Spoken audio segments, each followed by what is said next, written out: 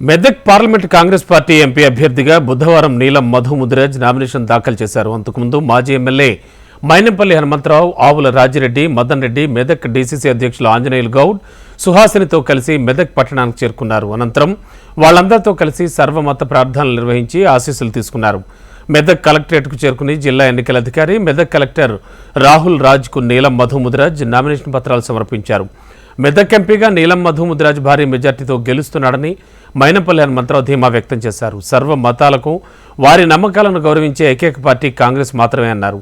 భిన్నత్వంలో ఏకత్వానికి తార్కాణంగా కాంగ్రెస్ పాలన కొనసాగుతుందన్నారు. కాంగ్రెస్ పార్టీతోనే అన్ని వర్గాలకు న్యాయం జరుగుతుందని తెలిపారు. ఈ కార్యక్రమంలో సుహాసిని, మెదక్ మున్సిపల్ చైర్మన్ చంద్రపాల్, మాజీ చైర్మన్ సుదర్శన్ గౌడ్ తదితరులంతా పాల్గొన్నారు.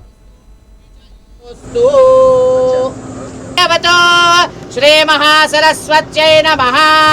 గురుర్బ్రహ్మా గురుర్విష్ణు गुरुर्देवो महेश्वरः गुरुः साक्षात् परब्रह्म नमः. मौला मधु साहब अपना नॉमिनेशन दाखिल कर रहे हैं, उसको कबूल फरमा और भारी अक्सरियत के साथ इनको पार्लियामेंट के शुभम भवतु. राम रहीम रॉबर्ट सर्वमत सम्मेलनं प्राप्तस्य अनुग्रह प्रसादितस्य इंडिया ने इंडिया सर 7 నియోజకవర్గాల్లో కూడా ఇన్ఛార్జీలు బ్రహ్మాండంగా పనిచేస్తూ ఉన్నారు. వారిని కంగ్రాచ్యులేట్ చేస్తూ ఉన్నా. మరి అదేవిధంగా పెద్దలు గౌరవనీయులు మాజీ శాసనసభ్యులు మదన్ రెడ్డి గారు రావడం కూడా సంతోషకరమైన విషయం.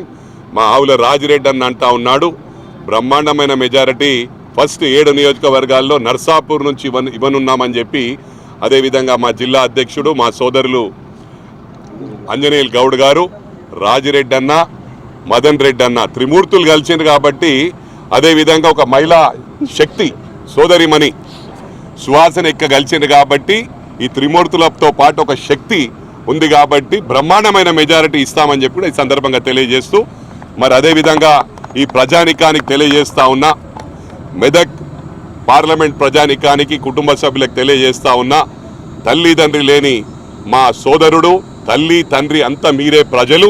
మీరు ఎప్పుడు పిలిచినా మీ ఇంటి బిడ్డగా ఇంటికి వచ్చి పనిచేస్తాడని చెప్పి ప్రమాణపూర్వకంగా తెలియజేస్తా ఉన్నా. Thank you very much.